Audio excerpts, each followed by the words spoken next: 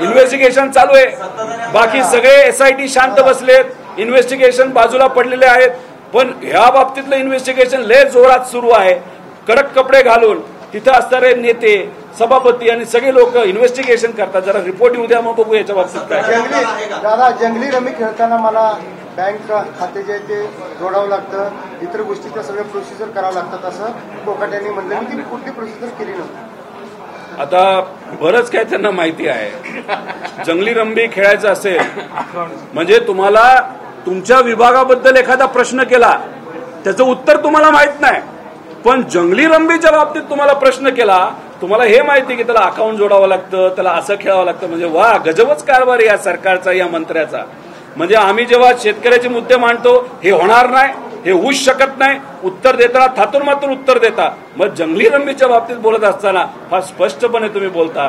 हे सगळं लोकांना आता कळालेलं आहे. त्यामुळे तुम्ही फक्त उत्तर देत राहावा, पण पद मात्र मोकळं लवकरात लवकर करावा अशी विनंती नाही. आम्ही लोकांच्या वतीने रोष हा तुमच्यापर्यंत त्या ठिकाणी व्यक्त करत आहोत. माझे प्रश्न उत्तर दादा, आपल्या पक्षाच्या माध्यमातून जो काही फेरबदल तिथं झालेले आहेत, शशिकांत शिंदे साहेब हे प्रत्येक सेलची आणि विभागाची चर्चा आता तिथं करत आहेत.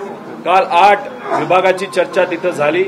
त्यांच्याबरोबर चर्चा करून उद्या जाऊन आपल्याला काय करायचं, कसं करायचंय, आक्रमक पद्धतीने रस्त्यावर उतरायचे अशी भूमिका सगळ्यांनी तिथं मांडली. ती अध्यक्ष महोदयांनी तिथं मान्य केली. मी तिथं सरचिटणीस म्हणून उपस्थित होतो. त्यामुळे येत्या काळामध्ये काही चांगले पदाधिकारी आहेत, खूप सुंदर असं काम करतायत, त्यांना तसंच ठेवून आपण त्यांना अजून ताकद देणार आहोत. आणि काही लोकांना संधी द्यायची जरूरत पडेल, 1-2 महिना त्यांना संधी तिथं दिली जाईल. आणि नंतर जर वाटलं की बदल करावा लागेल तर तिथं बदल हा केला जाईल. आणि काही लोकांच्या काही नियुक्त्या करायच्या बाकी आहेत, तिथं सेल नाहीतर ते विभाग आहेत, तिथं वेकेन्सी आहे, ती सुद्धा येत्या काळामध्ये भरली जाईल. त्यामुळे आदरणीय पवार साहेब, सुप्रियाताई, जयंत पाटील साहेब, आव्हाड साहेब, देशमुख साहेब हे सर्व नेते व सर्व महाराष्ट्राची कार्यकारिणी यांनी जो निर्णय तिथं घेतलेला शशिकांत शिंदे साहेबांना अध्यक्ष बनवायचा तो योग्यच आहे. सगळ्यांचं मार्गदर्शन त्यांना आहे, आम्हाला सुद्धा आहे. त्यामुळे या संघटनेच्या माध्यमातून आक्रमक बनून लोकांच्या हिताचे प्रश्न सातत्याने आम्ही सर्वजण मांडत राहू. आता तुमची नाराजगी दूर झाली, नाराजगी दूर झाली ना? नाराजगी होती कुठं?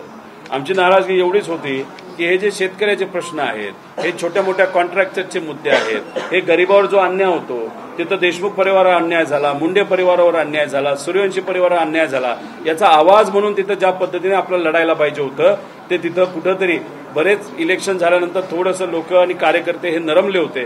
पण ते आक्रमक पद्धतीने लढण्याची आज जरूरत आहे. रस्त्यावर जाऊन पोलीस प्रशासनाला सुद्धा जाब विचारण्याची जरूरत होती. ते गेल्या काही दिवसामध्ये आपल्या अध्यक्षांच्या मार्गदर्शनाखाली, सर्व नेत्यांच्या मार्गदर्शनाखाली आज होतंय, याच्यातच आम्ही संतुष्ट आहोत. आम्हाला फक्त एवढंच म्हणायचं आहे की सामान्य लोकांचा आवाज म्हणून आम्हाला लढायचंय आणि आज आम्ही सर्वजण प्रामाणिकपणे आमच्यावर कितीही कारवाई केल्या तरी आम्ही ते लढत आहोत. मुंबई अहमदाबाद रोडवरचा एक विषय आहे. एक व्हिडिओ पोस्ट केलेत काही गुजराती लोकांनी. तिथले जे हॉटेल्स आहेत ना, पालघर आणि त्या सगळ्यांवरती जाणून बुजून आता गुजराती पाट्या लावण्यात आल्यात, इंग्लिश आणि हिंदी पाट्या उठवून जाणून बुजून डिवचलं जाते. हे बघा, केडिया जो माणूस आहे, ज्याने सगळ्यात पहिलं मराठी आणि मराठी संस्कृतीच्या विरोधात ट्विट केलं होतं, व्हिडिओ टाकला होता. हा केडिया कोण आहे? हा अजबपती, म्हणजे खूप मोठा पैसा, करोडपती आहे. तर हा कोणाचा माणूस आहे? हा भाजपचा माणूस आहे. या व्यक्तीने सुरुवात केली मराठी विरुद्ध अमराठी, आणि मग छोट्या छोट्या अकाउंटवरनं कुणीतरी व्यापारी म्हणून तिथं टाकण्यात आलं मराठीच्या विरोधात. आम्ही सातत्याने हे बोलत आहोत की महाराष्ट्रामध्ये राहणारा प्रत्येक व्यक्ती जो मराठीचा मान सन्मान करतो, मराठी संस्कृतीचा मान सन्मान करतो, तो आमच्यासाठी मराठी माणूस आहे. त्याला मराठी आली काय, नाही आली काय, आम्ही त्याच्यात वाद कुठंच निर्माण नाही केला. पण केड्यासारख्या लोकांनी हा वाद चव्हाट्यावर आणला आणि त्यानंतर भाजपने याला आग लावली. परमिशन देत असताना मराठी लोकांना आंदोलन करायला तुम्ही परमिशन देत नाही, अमराठी लोकांना परमिशन देता, आणि मग तिथं वाद मुद्दामून तिथं लावला जातोय. पाट्या कुणी लावल्या ह्याच्यात पण तुम्ही भाजपचेच कार्यकर्ते तुम्हाला सर्वांना दिसतील. त्यामुळे मला एवढंच सांगायचंय, मुंबईची जी उंची आज आहे फक्त फक्त मराठी माणसांमुळे आहे. आणि मराठी माणसांना साथ देणारे अमराठी, पण मराठीच्या बाबतीत आणि मराठी संस्कृतीच्या बाबतीत आदर असणारे हे अमराठी परप्रांतीय, जे गुजराती पण असतील, राजस्थानी असतील, नॉर्थ साऊथ कुठलेही असतील, पण हे लोक मिळून, सगळ्यांनी मिळून आज मुंबईची उंची मोठी केलेली आहे. पण भाजपने बिहार इलेक्शन आणि मुंबईचं इलेक्शन हे डोळ्यासमोर ठेवून दुर्दैव असं त्यांनी तिथं वाद निर्माण केलेला आहे.